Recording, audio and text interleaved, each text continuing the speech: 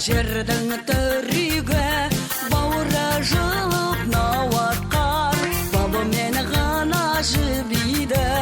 Наурыз, наурыз күнігі, күнігі жердің түрігі, шашылып ырыс жәнаттан, шақырып бүрі-бүрейді, шаттанушы еді бүрігі. Наурыз айы туғанында, той болушы еді бұл маңда, сақталушы еді сыбаға, сапарға кеткен оларға. Наурыз айы туғанда.